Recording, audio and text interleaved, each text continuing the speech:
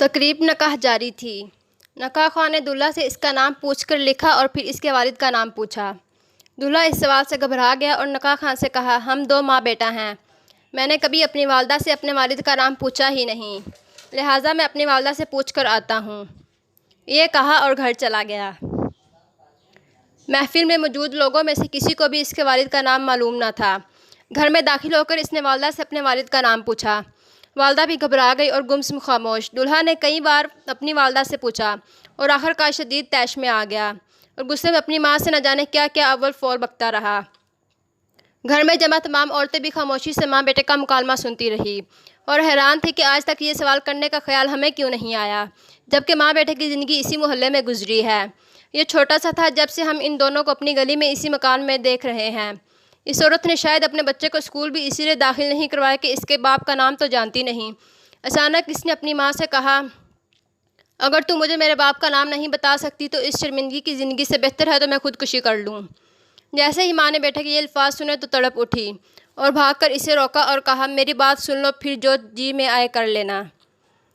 چند عورتیں آگے بڑھی اور جوان کو اپنے اقدام سے روک کے، پہلے اس کی بات سنو۔ پورے گھر میں خاموشی طاری تھی۔ سبھی اس عورت کے لب ہلنے کے منتظر تھے کہ وہ گویا ہوئی، پاکستان بننے کے بعد ہمارے والد، چچا، بھائیوں اور خاندان کے تمام مرد و عورت ہجرت کر کے پاکستان کے لیے عازم سفر ہوئے۔ راستے میں کسی جگہ ہمارے قافلے پر ہندو بلوائیوں نے حملہ کر دیا۔ ہمارے مرد جان توڑ کر لڑے، لیکن ان کی تعداد اور اسلحہ کی وجہ سے ہماری حفاظت نہ کر سکے اور سب شہید ہو گئے۔ لڑائی کے دوران میرے والد نے رات کے اندھیرے کا فائدہ اٹھا کر ہم عورتوں کو نکالنا چاہا، لیکن میرے علاوہ کسی کو بھی بچانے میں کامیاب نہ ہو سکے۔ میرے خاندان کی باقی عورتوں کا کیا حال ہوا میں نہیں جانتی۔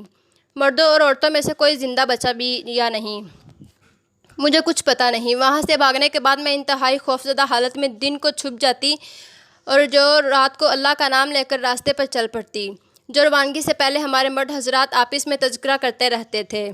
ایک رات دوران سفر میں نے کسی جگہ پر ایک بچے کے رونے کی آواز سنی۔ آگے جا کر دیکھا تو کئی لاشوں کے درمیان ایک شیرخوار بچہ پڑا ہوا تھا۔ میں نے اسے اٹھا لیا، سینے سے لگائے سفر کرتی آخرکار پاکستان پہنچ گئی۔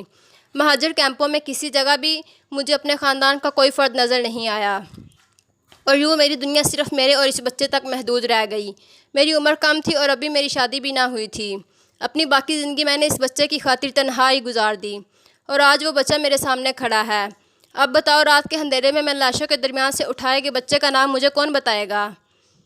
ماں کی بات مکمل ہونے تک ہر آنکھ اشکبار تھی اور وہ بیٹا جو کچھ دیر پہلے ماں کو جلی کٹی سنا رہا تھا حیرت اور ممنونیت کا پہاڑ بنا کھڑا تھا، پھر شرمندگی کے ساتھ آگے بڑھا اور اس عورت کے احسانات کا بوجھ اٹھانے کے لیے اس کے قدموں میں گر گیا۔ میرے نہایت ہی محترم و قابل قدر قارئین کرام، جن صاحب نے مجھے یہ واقعہ سنایا تھا، ان کا دعویٰ تھا کہ وہ اس تقریب میں موجود تھے اور اس کے عینی شاہد ہیں۔ آج جب میں اپنی نوجوان نسل کو آزادی کی حیرت انگیز خوشیاں مناتے ہوئے دیکھتی ہوں تو مجھے وہ ماں اور اس جیسی قربان ہونے والی لاکھوں جانیں یاد آ جاتی ہیں جو اپنی محنت کی کمائی دیکھے بغیر اس دنیا سے چلی گئی۔ اللہ تبارک و تعالی ہمیں تحریک پاکستان میں قربان ہونے والی ان لاکھوں قربانیوں اور ان کے ثمر پاکستان قدر کی توفیق عطا فرمائے، آمین۔